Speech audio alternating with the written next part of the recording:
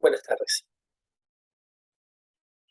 Conocemos la caracterización, identificación de estudiantes con talento o altas capacidades y también hablar un poco y conocer algunas informaciones sobre lo que es el gifted, la doble seccionalidad.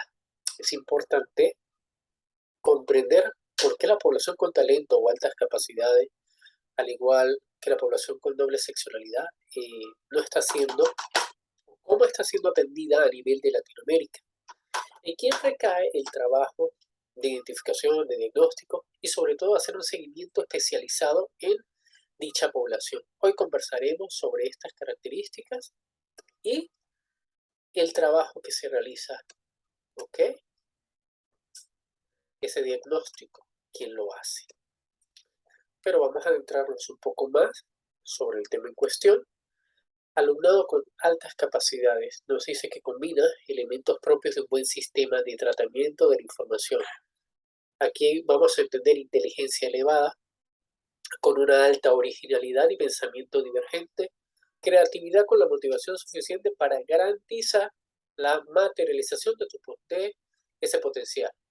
Y obviamente es implicación en la tarea. Esto no es de ahorita, Renzulli lo manifestó en el 77, en el 81 y en el 94. Se ha mantenido alumnado con talento.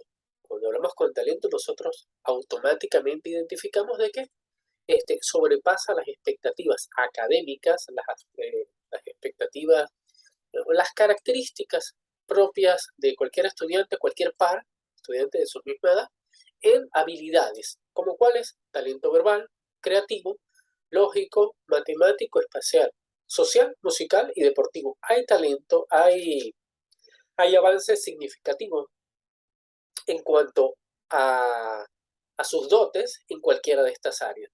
Específicamente o en una manera resumida y práctica, se destaca. Entonces, ese alumnado con talento que nos habla de esa capacidad de rendimiento superior en un área de la conducta humana, hay numerosas clasificaciones y tipos de talento.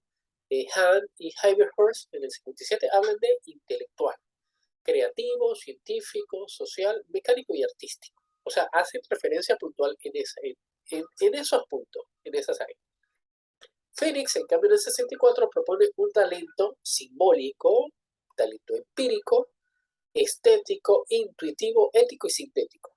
El propio Tannenbaum, en el 93, prefiere hablar de científicos, artísticos adicionales escasos a números. O sea, hace un resumen o condensa la generalización de comportamientos o de procesos de aprendizaje en estos estudiantes.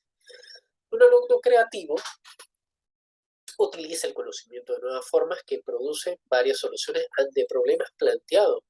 Inclusive, y esto es importante entenderlo, consecuencias de esa actividad y proyecta situaciones que aún no están controlados o planificados. O sea, antes de que ocurran esas situaciones, ya ellos tienen un planteamiento. Alumnado con maduración precoz presentan un desarrollo más rápido que el resto de individuos de la misma edad. En la mayoría de las ocasiones, el niño acaba igualándose con los de su edad. O bien su diferencia se concreta en un área y se actualiza como talento. Diagnóstico de las altas capacidades. El diagnóstico temprano va a ser un elemento decisivo para cualquier caracterización, para cualquier trastorno, para cualquier situación específica. Esa primera condición de identificar a un estudiante, un alumno con altas capacidades, es la escrita artística, creación de instrumentos con componentes científicos. Específicamente, ¿qué pruebas se hacen para detectar altas capacidades?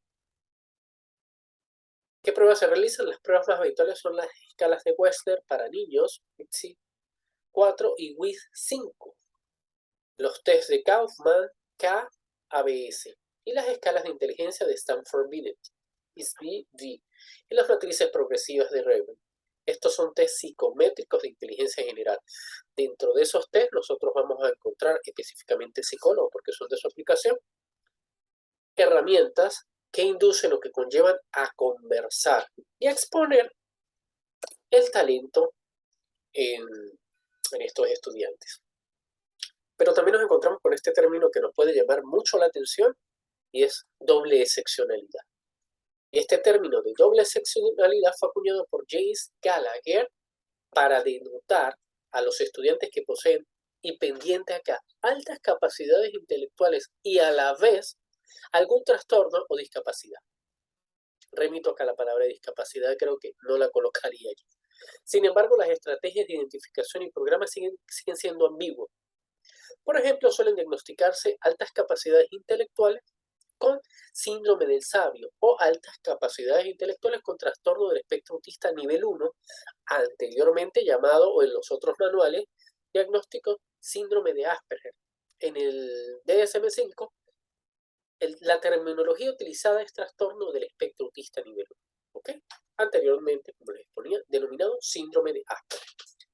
Y esa definición, para que se entienda, de doble seccionalidad hace referencia a la presencia del alumnado de dos o incluso más necesidades educativas diferentes. En que los niños y niñas presenten, por ejemplo, altas capacidades puede conllevar también la manifestación de otras necesidades educativas. En inglés se menciona como gifted o 2E, aquellos niños diagnosticados con altas capacidades intelectuales, que además tienen de forma comorbida, o sea, asociado dificultades específicas de aprendizaje o condiciones como trastorno del espectro autista, TEA, o trastorno por déficit de atención e hiperactividad. Es llamativo. Fíjense acá en este cuadrito, en este esquema, doble seccionalidad. Aquí tenemos nosotros la comorbilidad, ¿ok? El asociado. ¿Qué dificultades van a estar presentes? Evaluación, abordaje, ¿verdad?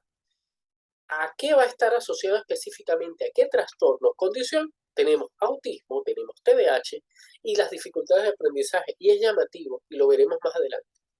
¿Qué dificultades se evidencian? Falta de habilidades organizativas, problemas de atención, dificultades de motricidad fina y gruesa, altos niveles de energía, olvido en tareas, mala gestión de tiempo. ¿Ok? Esas características observadas también, dificultades en los procesos de aprendizaje, problemas emocionales como frustración, desmotivación, ansiedad, bajo rendimiento escolar. Y dentro de las dificultades que nosotros podemos observar, vamos a hablar de lectoescritura, específicamente dislexia, discalculia y disgrafía. ¿Es llamativo? Bastante.